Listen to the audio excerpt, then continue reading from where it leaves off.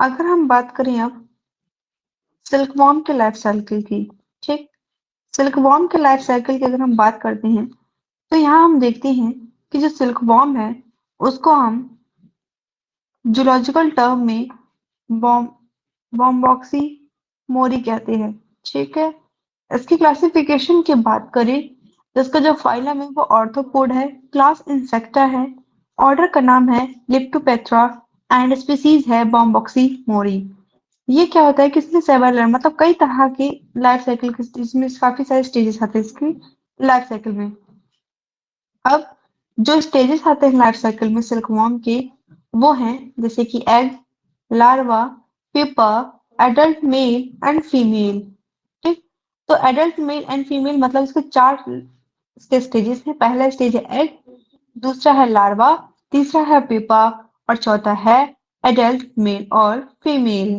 ठीक है, अब हम बात करते हैं एग में। तो एग में क्या होता है कि जो फीमेल्स होती हैं सिल्कवॉर्म की वो लगभग 300 से 500 एग्स ले करती हैं एक क्लस्टर फॉर्म में। आप क्लस्टर मतलब क्या समझते हैं? जैसे गुच्छे में, ठीक, जैसे कि ये समझो है जैसे बहुत सारे गुच्छे हुए हैं, जैसे कि खूब सारे इकट्ठा हो गया तो उसको बोलते हैं cluster.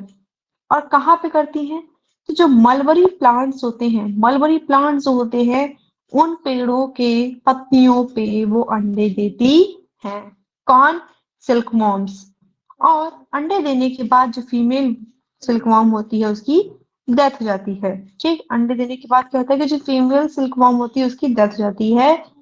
Egg hatch into caterpillar larva. जो एग होता है वो क्या होता है, किसमें बदल जाता है? वो कैटरपिलर लार्वा में परिवर्तित हो जाता है।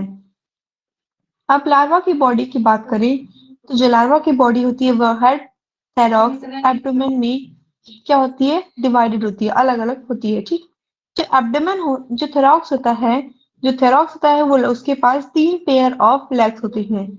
जिस तरह से हनी बीन के पास 3 पेयर ऑफ लेग्स होती हैं उस तरह से सिल्कवॉर्म के पास भी 3 पेयर ऑफ लेग्स होती हैं। ठीक, इसका जो पोस्टीरियर पार्ट होता है, पोस्टीरियर मतलब जो पिछला हिस्सा था, पीछे के नीचे का हिस्सा जो होता है वहां पे 2 पेयर में हॉर्नी विंग्स प्रेजेंट होती हैं।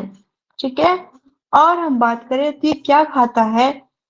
तो जो लार्वा है वो मलबरी पेड़ के पत्तियों को खाता है।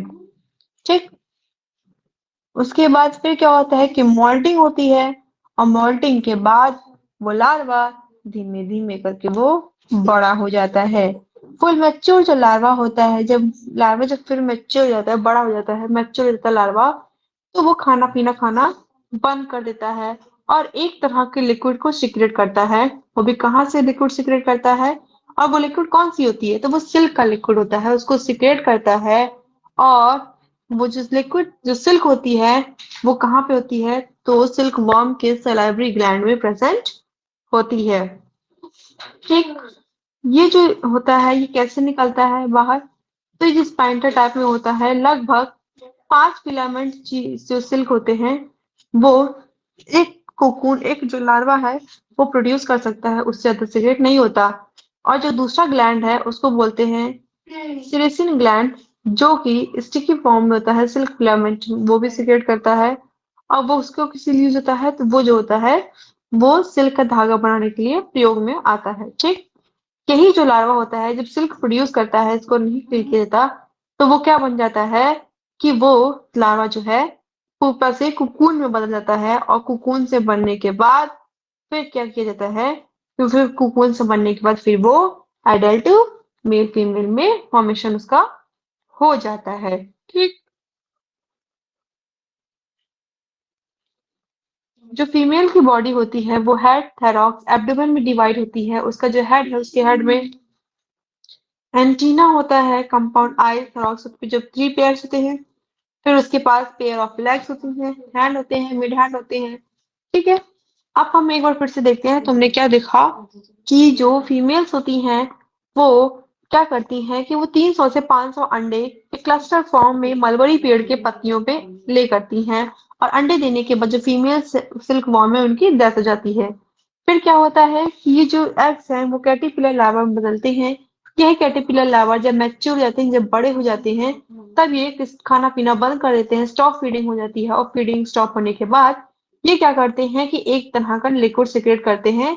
कहाँ से? सलाइवरी ग्लैंड से। और जो वो लिक्विड होता है वो क्या होता है? वो सिल्क लिक्विड होता है। साथ ही साथ और इसमें क्या क्वालिटी होती है कि साथ ही साथ ये क्वालिटी होती है कि ये जो होता है एक तरह का स्पेंडर, मतलब हार्डली एक स्पेंडर होता है, एक लिक्विड और सिक्रेट करता है जो कि सिल्क थ्रेड जिससे बनता है।